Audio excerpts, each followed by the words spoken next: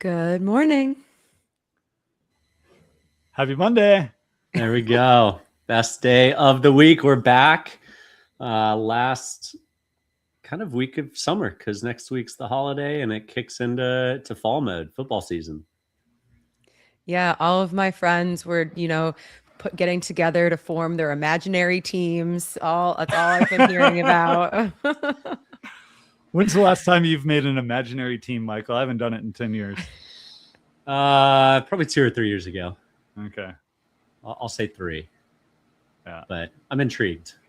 The benefit of doing one is then I'm actually like kind of invested in games that I don't care about at all. But that's exactly why I don't do it. Then I also just realize I don't really care about it. Good I weekend, love watching everybody. everyone get like riled up about it. That's one of my favorite things when someone's like, this one person on this one team like fell down and now everything's ruined. Rage tweeting like, why'd you get hurt? You're my number one pick. Exactly. Yeah, we had soccer season start for the kids this weekend. So both kids, our 5-year-old is first season, and both of them scored a goal and won their game. So we had some happy little soccer players this weekend. Celebratory pizza. All right. All right. Nice. Yeah, we had a great weekend. 3-year-old birthday party at a gym where they all got insanely tired and I was carrying a kicking, screaming baby out. And then went swimming, had some friends over and grilled out. So good old end of summer weekend. Very nice. Brandy? Yeah. I went to, the ICA, the Institute of Contemporary Art in Boston, is in the Seaport on the water, like really beautiful building. And during the summer, they have these events called Vinyl Fridays. So different DJs from the city like play out on like this incredible backdrop. So friends of ours were DJing on Friday and went, and it's just like, it's a really cool use of the space. And you get into like, you can also go and like walk around the gallery if you want. And so that was really fun. So Jamie, Brandy's so cool. She has DJ friends. I can't say the same. My one DJ friend is Valerie on our team at AirDNA. And like when we interviewed her, like, oh my God, you're so much cooler than I could ever be. And then she like was like, oh yeah, I DJ on the side. I'm like, oh yeah, like now I've got a DJ friend. There you go. Yeah. There you go. Wow. Now I feel like a loser. By association, you have friends who have friends who are DJs. So there you go. Good point. All right. Back in the fold. Back in the fold. Well, speaking of super cool, recently last week, the Skift Idea Awards were announced, and we had a lot of winners in our circles. So two of whom are on the show. Yeah. Again, I'm left out, but that's all right. Jamie, congrats. Thank you. That was a fun win on the Data Provider and Innovation Award. And then Brandy, congrats with Moving Mountains. Oh yeah. I can't take credit for this personally. This is Chad and his team, and it's for the Over the Edge as the ultimate like ski chalet estate. And it's pretty crazy. I mean, every time I like a new home, like will pop up that I see for Moving Mountains. And I'm always like, these are just so incredible. Hopefully someday I'll get to stay for a ski vacation. But yeah, it also just speaks to the team, like what a great job they do. So it was fun. What a fun announcement. Yeah. And there were a few other winners in the short-term rental space. One of them being Guesty. Congrats to that team. We're excited for the conference in 2 weeks. It's crazy. Yeah. If any of our listeners are going to be there, let us know. Will, Michael, and I, and Jamie, are you flying over too? Be there. Yeah, the whole squad. So come find us. Let us know if you're going to be there. We'll be milling about. So. And you don't even have to present this here, Jamie. I'm doing a roundtable actually on Wednesday morning on dynamic pricing. Yeah. Oh, nice. So the Skift team did rope me into doing some work. Yeah, it's gonna be really fun. I'm so excited to go to Madrid. Brandy and the boys go to Spain part 2. I'm pretty pumped. Go to Spanish speaking country part 3. Yes, exactly. Blindly following Brandy around. Yeah, it's a lot of trust. Don't get stuck in an elevator, Will and Brandy. Yeah, Not this time around. that was a once in a lifetime story for another day. Story. But awesome. So yeah, if you're going to be there, let us know. We'd love to see some of you guys in person, and excited to see the guesty team there as well, obviously. But before sorry, I meant I'm going to the Skift conference. I'm not going to guesty conference. Sorry. Okay. I got a little confused there. That's my next trip to Skift. Yeah, and we'll see you there. Michael won't be there, but it's B2B conferences. I was like, okay, it's time. It's that time of year. It's that time of year. Gone all fall. Exactly. Well, before we jump in, we have some spicy topics today. I'm sure if you've been on LinkedIn in the last couple days, you know what we're going to talk about today. But we want to give a shout out to our sponsors at StayFi.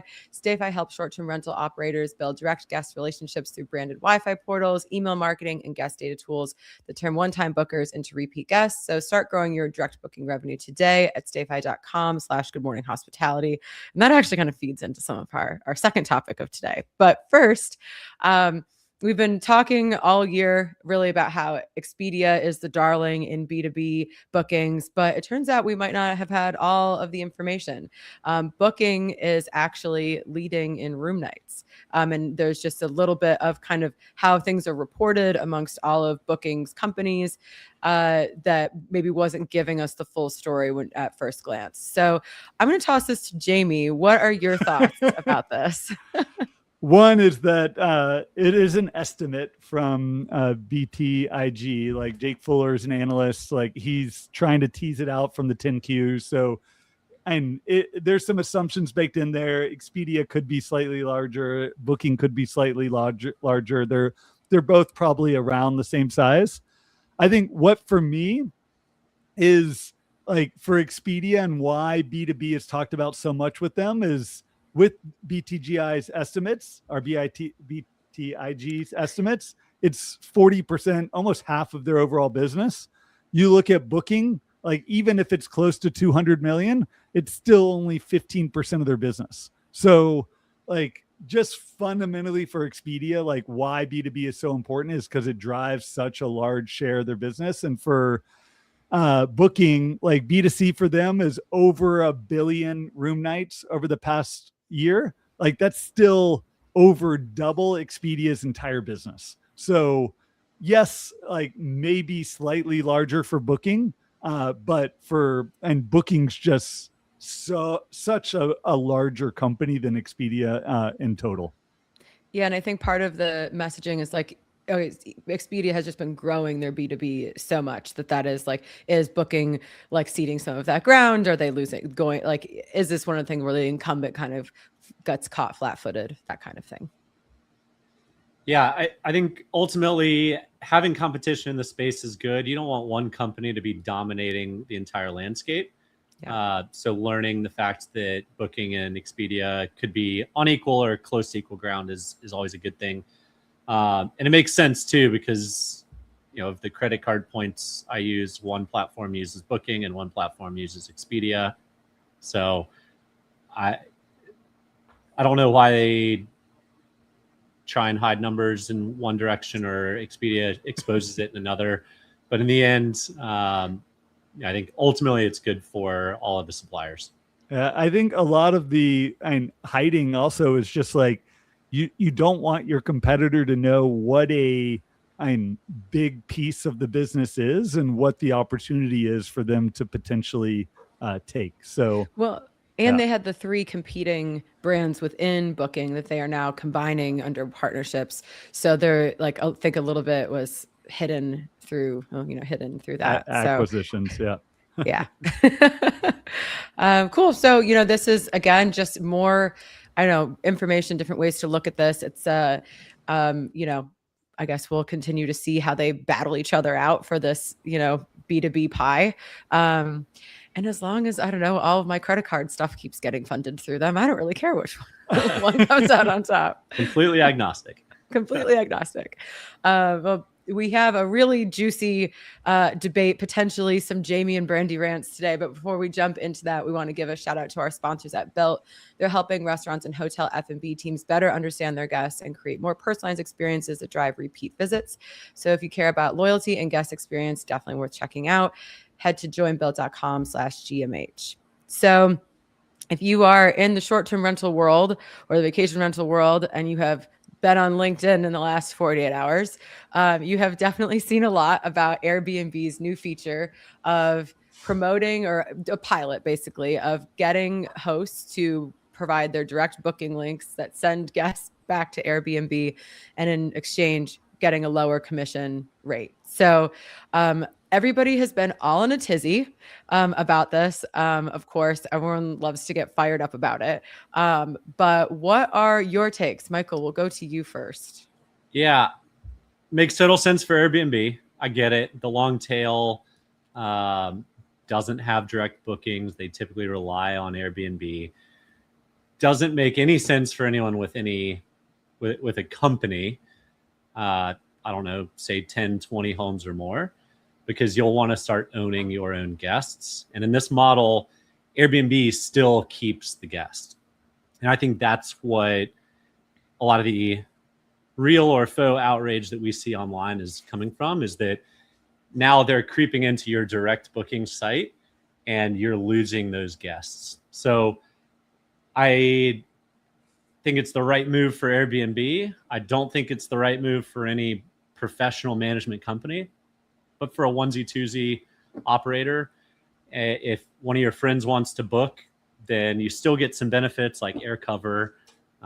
What's interesting to me is that they would test it at 6% and at 10% at the same time. Wouldn't you be kind of pissed if you're in the 10% cohort? Like, you'd think you'd start at 10 and then like run that test and then start at 6 and then. But anyway, the cat's out of the bag, and now people know there's 2 tests going on.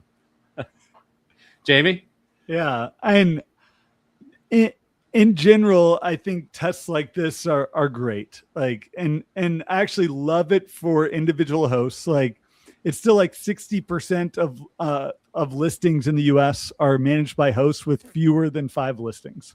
I think in general, like, if you've got that many listings, and let's say you're in an urban area, there's not a lot of repeat bookers. There's not a lot of incentive for you to create a direct booking site, to invest that money. And it is not cheap to go out and create your own channel, your own funnel to drive bookings to yourself. And unless you've got a lot of listings to sort of amortize that cost over, like, it probably doesn't make sense for a lot of the individual hosts to be able to do that. And we've seen the data is a lot aren't. So now what you have is Airbnb testing away, like, and you see it on the Facebook groups all the time. You see it on Instagram of like, you want to promote your listing. You want to share a link for them to be able to book. So now if you're going out and promoting your own listing and you're getting that guest, that Airbnb is going to give you a lower fee because of it. I think that's excellent. It gives an incentive for hosts then to go out and start sharing their links and hopefully drive more bookings to your property, as opposed to a guest just dropping on Airbnb and happening to find your listing. So a big part of Airbnb's expense is marketing. And now it looks like they're willing to share that expense with hosts that are going to do some of that marketing for them. Yeah, I think that this is like, if you were a host that was putting your Airbnb listing like in your TikTok links or like Instagram links anyways, this is just a way of, decreasing your costs. And, I think where we see it a lot in our bubble is it's a lot of professional managers who are enraged by this. And I get it, because if it's like, I'm not going to put my direct like booking links, like, it's not for you, that would be crazy if you were like, I'm going to spend my own direct marketing dollars and then send them back to Airbnb. Obviously that is like not the intention, or shouldn't be the intention. Do you guys know what the other platforms call the bringing your own guest? No. B2B. Oh, is this Airbnb's first B2B play, Jamie? Sure. Yeah, let's call it that. All right. Wow. They're dipping their toe in the B2B water. Yeah, we can call it that. It's and I know, we had some chatter about this earlier, and I'll be the one brave enough to wade into these waters. But we always have a big focus on your direct website. And I think, like Michael said, if you're an operator of a certain size, it does make sense to, give that, energy, that capital, that time to building out that brand or that website. But if you're a single operator, it doesn't make a ton of sense to do that. And this could be a way of lowering some of that cost. It does. And Paul Manzi just commented that it's another cold shoulder to the professional operator. And I think we just have to be a little bit more like, yeah, we're not the ones that are going to get the attention. Like, I'm curious, did any professional operators get this email? Yeah, that would be interesting. Yeah, I could see how it could rub some professional operators the wrong way if they got it and were part of the test of like, you want me to do what? Like, no, like, Yeah. Give you all of my guests and a higher and a 6% commission. No thanks. Yeah. If you are a professional manager and got that email, we'd love to know. My guess is it's segmented by some sort of unit count on Airbnb, but we'll find out. I didn't get it. I was on. Oh, you're not in the beta? I'm not in the beta. Oh, no. I thought you were in. But I also, some of the comments, first of all, the comments have been fantastic to read through. And so it's nice to see that people are passionate for sure. But I think part of this just feels like Airbnb also, we always talk about, they're basically a PR company, a marketing company. That is like what they really excel at. And now they're deferring some of that work to their hosts, like I saw some of that kind of like tension in the comments, like now we also have to do their job for them. And, and it's like, yeah, I can understand the sentiment. I understand after all these, like every year, it seems like something comes out and you're like, oh, this is another thing that is pro Airbnb and kind of getting at the host. And there's always been that tension. So I think that anytime something like this comes around, people are just naturally like, how is this screwing me over? Which I get. Yeah, I'll say again, I love getting rewarded for something you're already doing. So if you're already sharing your Airbnb link and driving bookings to it, you're going to see less cost, significantly less cost because of it. And if you're not, and you don't have your own direct booking site, then this is now an incentive to go out and do it. And if Airbnb can sort of find those incentives that can drive additional bookings onto their platform, like it's and could potentially be a growth loader for them. And if someone doesn't want to share their direct booking link, and wants to keep doing it the way they're doing, then no harm, no foul. And so they probably have tracking data too of who's shared the link and who's gotten bookings through it, and let them be part of the pilot. Or not let them be the part of the pilot. kept that revenue. You want it to be a pure A/B test, and then we test changes in pricing all the time on our product too. It's like and different prices let you then draw the elasticity curve of like, okay, how much do we need to reduce the fee to actually drive people to share the link? Like it's all fun and testing. I love it. Yeah, I think this also comes back to a conversation that we've had before, and it kind of weaves its way through the industry of how much cheaper, if at all, is your direct guest, when you factor in all of the costs that go with it. And so if you have an operator who doesn't they just want to share their calendar between Vrbo and Airbnb, and they don't want diversifying is always good. I think we would always recommend not relying so heavily, even if you are a onesie twosie, not just being Airbnb dependent. But I think we as professionals have to look there are costs of having your direct guest does cost something. And so this is another way of giving a different type of operator a little bit of financial relief. And I think maybe living more in the reality of how their business operates. I'm thankful for another topic to discuss during conference season besides just AI. So, No, you didn't want to talk about AI for a couple more months? thank you for throwing some fodder to us, Airbnb. Yes, right? Is that why you're not coming to Verma this year, Michael? You don't want to talk about? I'll be you're there. going. Okay. I'll be there. Yeah, we're going. So, just can't do Skift because of the back-to-back with guest eval. Brandy's bolder and braver than I. Yes. Gonna need a real solid nap after that. Sweet. So Paul had a great comment that leads us into our next topic. It seems like in short-term rentals that we're fighting two uphill fronts. Google is still not prioritizing vacation rentals in AI mode, and Airbnb is trying to take ownership of the guest away. Brandy, kick us off. I do think that I can understand where the sentiment is coming from, where it feels like all of a sudden there's a lot happening at a very quick rate that is confusing at times, right? You have the discussion of like, is AI going to democratize the industry, or are the OTAs just going to really squash us once and for all? And it feels, and then you have a move like this, which even if it's not directed at professional managers, seems like another thing that you have to like absorb, digest, deal with. And so I totally understand that sentiment. And it feels like you're just constantly having to fight on all fronts. And also, this is only one side of the business, right? Like this is just your marketing side. It's not even dealing with the core product, which is your operations. And that's the part that's also getting more difficult, is labor intensive, is expensive, and is the ultimate product that the guest is, purchasing. But now a good portion of your time, your company's time, has to be dedicated in like, how am I battling against, Expedia and ChatGPT for those 3 listings that pop up, or on the Google page, like how do I get myself into the AI overview?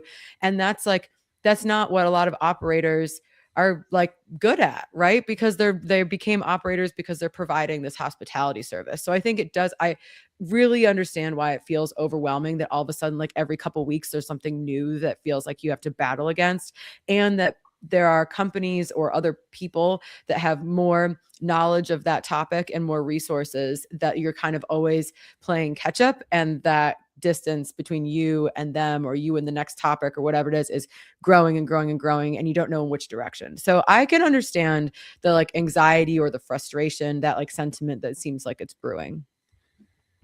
Yeah, I think if you're a professional operator, you don't need to worry about the Airbnb topic we just discussed, because it makes no sense for you. But if you want to get spicy about it, let us know. Yeah, drop comments. The Google comment is a more interesting one, Paul, that they're not prioritizing vacation rentals in AI mode. They will get around to it. They've just launched with a few of their integrated partners, Booking.com, Choice, Expedia, Hilton, IHG, Marriott, all of the big names with aggregated supply. I do suspect there will be ways to get vacation rentals into AI mode. It's just a matter of time. But we also have to accept it's far more fragmented than tying in with Booking and Expedia to launch and to test it. They've launched and tested Booking on Google in years past, and then they ultimately killed it because adoption wasn't there. I suspect this time around it'll be much more adopted, and then it'll expand. But for now, I think it's just a lesson of patience, and let the test go well, and then we can all get our inventory bookable on AI mode, and then also in the other LLM channels. Well, I think it feels like if you let these tests go well, then you've already like lost the ability to get in there. Like by the time, you don't think so? And I'm not like, I don't hold that conviction strongly, but I do feel that some of these operators, like obviously the big players, are just continuing to amass advantages that feel like, because this isn't the quality of your product play, right? This isn't a comment on how nice your homes are. This is like, how technologically advanced is your business and how much money do you have behind it? And I think that feels a little bit, I don't know, that feels daunting. We're all dreamers, Paul. Did you guys play with Google's AI mode on travel stuff? And if you've been using Google products for a long time for booking travel, like Google Hotels, Google Flights, all these things, like it does feel like they're like, it's all sort of pulling together into a unified stack of like, oh, like I loved this view from Google Flights. Now, like as I'm chatting, I'm getting it like, oh, I can track this price. Oh, I can see this view of like points versus dollars to make payments. Like it feels like it's all finally coming together into one mode. And like, if that's what it takes for Google Vacation Rentals to finally like show up in the right UI of like, it never felt like it could compete with hotels on maps and like, in the right way. So I don't have any hope for Google Vacation Rentals. And I've sort of written that off years ago. Like I was hopeful. I think like everyone the first year, Google was like at every event. They're at Verma and like, oh, now they stopped coming to everything. And it's like, they just launched it and then disappeared. Great. And when you asked, how do I connect my properties to this? They were like, and I was like, sick. Okay. Yeah. Yeah, maybe it is hopeful and dreaming, but I don't think this test will last very long. I think they'll push it forward pretty quickly, and then there will be paths in, and it might not be as easy as it is for some of these launch partners, but ultimately they want the aggregated supply. Google is still a massive data company. They sell lots of ads. They want competition on their marketplace. I don't think it's going to last for too long, but we'll see. Let's find out. Yeah. Well, it's, I'm curious to see how these competing models are going to try to get, like, specifically from the travel side, which one's going to end up being the one that everybody gravitates towards. And, Google seems to have been like kind of on the back foot for this, but and combining all these views is really interesting. And Paul says Google's actually done a bit of work over the past 60 days in getting more rental inventory aggregating. So good thing we have Paul paying attention to what Google's doing on a daily basis and the testing. So we'll see. Maybe we'll have more success this time around with Google VR. Maybe we'll have Paul on the show to fill us in on his insider baseball over here. Yeah, exactly. Well, great episode. And I will say our rants have become much more tame as our careers have gone on. Maybe because I'm not in the operations day to day, I'm not filled with as much rage anymore. It's less personal now, Brandon. Yeah, exactly. But what do you guys have coming up? What's in the week ahead for you? Michael? I'll start. We've got our big product launch. I think it's tomorrow or maybe Wednesday. Exciting. Yeah. So launching finally in deep into dynamic pricing. So Adapt is here, finally out of beta. Beautiful. Well, your calm before the storm has ceased. You're in it now. Yeah. This feels like for me the last week of calm before the storm, the chaotic fall season kicks in. So I'm excited. It's always very energetic. Inevitably going to get sick once or twice from various flights and time changes, but that's all right. It's fall, so yeah, we'll push through. B. Yeah, I'm heading back up one more time to the Adirondacks this weekend. We have to like take the dock in, and we're redoing our kitchen, so I have to go and like take all the stuff out. But nice to get one last kind of swim in the lake before the season comes to an end.